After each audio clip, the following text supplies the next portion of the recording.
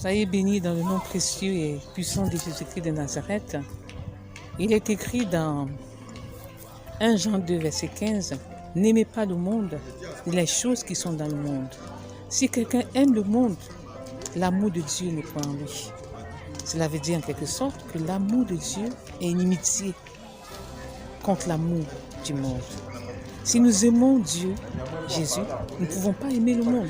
Si nous aimons le monde, nous ne pouvons pas prétendre aussi aimer Jésus. Pourquoi? Parce que les choses du monde sont inimitiées contre Dieu. Les œuvres de la chair, les désirs de la chair, l'impudicité, l'adultère, la fornication, l'homosexualité, le lesbianisme, la magie, la sorcellerie, tout ce que vous voulez comme péché sont inimitiés contre Dieu. Donc, en tant que chrétiens, nous ne devons pas aimer ce que les gens du monde aiment. Nous devons être différents. Nous devons être vraiment différents des gens du monde. Nous ne devons pas imiter le monde. Nous devons savoir que Jésus nous a sauvés pour que nous puissions nous séparer de ce monde. Pour que nous puissions nous séparer de la vie de ce monde. Quand un chrétien dit qu'il est sauvé, quand un chrétien dit que voilà, je crains Dieu et qu'il est encore dans les chaînes de l'impudicité et qu'il est encore dans les chaînes de l'idolâtrie et qu'il est encore dans les chaînes de la magie, de la sorcellerie, comment peut-il dire qu'il aime Dieu? Parce que toutes ces pratiques sont du monde. Toutes ces pratiques viennent de Satan et de ses démons. Donc si nous aimons véritablement Dieu, nous devons pratiquer ce commandement. Nous devons faire ce que Dieu nous demande de faire dans sa parole. Il nous demande d'avoir une vie de consécration, c'est-à-dire de nous mettre à part pour lui. Une vie de sanctification, c'est-à-dire de mener une vie de repentance et de nous délivrer des souillures de ce monde, de nous délivrer du pouvoir du péché, au nom de Jésus. Et aussi vivre une vie de sainteté. La vie de sainteté, c'est quoi? C'est le fait, c'est le fruit en fait de la sanctification. Parce qu'une personne qui est sanctifiée va expérimenter, je dirais, va pratiquer les œuvres de l'esprit. Il va marcher selon le fruit de l'esprit. Il va pratiquer les œuvres de l'esprit. Il va être rempli d'amour, rempli de douceur, rempli de fidélité, rempli de bénignité, rempli de tout ce que vous savez concernant l'œuvre de l'esprit, le fruit de l'esprit. Donc, aujourd'hui, nous devons nous poser la question, est-ce que réellement nous aimons Dieu, Jésus? Est-ce que nous aimons le monde? C'est la question qui nous sont posées. Nous devons nous poser. Nous devons prendre aussi une feuille ou bien, je ne sais pas, un cahier et écrire qu'est-ce que toi tu aimes plus que Dieu dans ce monde?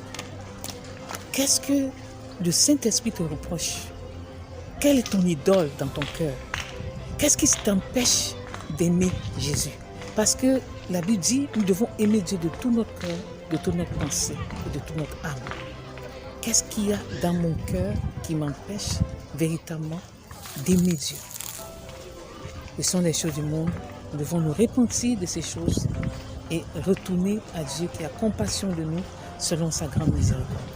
Soyez tous bénis. Je répète encore, dans 1 Jean 2, verset 15, il est écrit, « N'aimez pas le monde, ni les choses qui sont dans le monde, car le monde passe avec sa convoitise, mais c'est celui qui fait la volonté de Dieu, qui demeure éternellement. Et celui qui aime le monde aussi, n'aime pas Dieu. Et celui qui aime Dieu n'aime pas le monde. Les deux ne peuvent pas aller ensemble. Que Dieu vous bénisse. C'était l'apôtre Gloria pour vous servir au nom de Jésus. Amen. Soyez bénis dans le nom précieux et puissant de Jésus-Christ de Nazareth. Il est écrit dans 1 Jean 2, verset 15, « N'aimez pas le monde, ni les choses qui sont dans le monde. Si quelqu'un aime le monde, l'amour de Dieu n'est pas en lui. » Cela veut dire en quelque sorte que l'amour de Dieu est inimitié contre l'amour du monde. Si nous aimons Dieu, Jésus, nous ne pouvons pas aimer le monde. Si nous aimons le monde, nous ne pouvons pas prétendre aussi aimer Jésus. Pourquoi? Parce que les choses du monde sont inimitiées contre Dieu. Les œuvres de la chair, les désirs de la chair, l'impudicité, l'adultère, la fornication, l'homosexualité, le lesbianisme, la magie, la sorcellerie, tout ce que vous voulez comme péché sont inimitié contre Dieu. Donc, en tant que chrétiens, nous ne devons pas aimer ce que les gens du monde aiment. Nous devons être différents. Nous devons être vraiment différents des gens du monde. Nous ne devons pas imiter le monde. Nous devons savoir que Jésus nous a sauvés pour que nous puissions nous séparer de ce monde. Pour que nous puissions nous séparer de la vie de ce monde.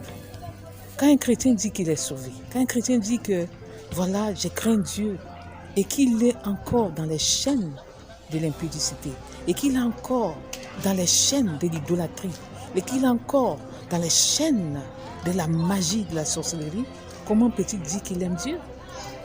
Parce que toutes ces pratiques sont du monde. Toutes ces pratiques viennent de Satan et de ses démons. Donc si nous aimons véritablement Dieu, nous devons pratiquer ce commandement. Nous devons faire ce que Dieu nous demande de faire dans sa parole. Il nous demande d'avoir une vie de consécration, c'est-à-dire de nous mettre à part pour lui. Une vie de sanctification, c'est-à-dire de mener une vie de repentance et de nous délivrer des souillures de ce monde, de nous délivrer du pouvoir du péché, au nom de Jésus. Et aussi vivre une vie de sainteté. La vie de sainteté, c'est quoi? C'est le fait, c'est le fruit en fait de la sanctification. Parce qu'une personne qui est sanctifiée va expérimenter, je dirais, va pratiquer les œuvres de l'esprit. Il va marcher selon le fruit de l'esprit. Il va pratiquer les œuvres de l'esprit. Il va être rempli d'amour, rempli de douceur, rempli de fidélité, rempli de bénignité, rempli de tout ce que vous savez concernant l'œuvre de l'esprit, le fruit de l'esprit. Donc, aujourd'hui, nous devons nous poser la question, est-ce que réellement nous aimons Dieu, Jésus? Est-ce que nous aimons le monde? C'est la question qui nous sont posées. Nous devons nous poser. Nous devons prendre aussi une feuille ou bien, je ne sais pas, un cahier et écrire qu'est-ce que toi tu aimes plus que Dieu dans ce monde. Qu'est-ce que le Saint-Esprit te reproche? Quelle est ton idole dans ton cœur? Qu'est-ce qui t'empêche d'aimer Jésus? Parce que la Bible dit, nous devons aimer Dieu de tout notre cœur, de toute notre pensée et de toute notre âme. Qu'est-ce qu'il y a dans mon cœur qui m'empêche véritablement d'aimer Dieu? Ce sont les choses du monde. Nous devons nous repentir de ces choses et retourner à Dieu qui a compassion de nous selon sa grande miséricorde. Soyez tous bénis. Je répète encore, dans 1 Jean 2, verset 15, il est écrit « N'aimez pas le monde, ni les choses qui sont dans le monde, car le monde passe avec sa convoitise, mais c'est celui qui fait la volonté de Dieu, qui demeure éternellement. Et celui qui aime le monde aussi, n'aime pas Dieu. Et celui qui aime Dieu n'aime pas le monde. Les deux ne peuvent pas aller ensemble. Que Dieu vous bénisse. C'était la Paul pour vous servir. Au nom de Jésus. Amen.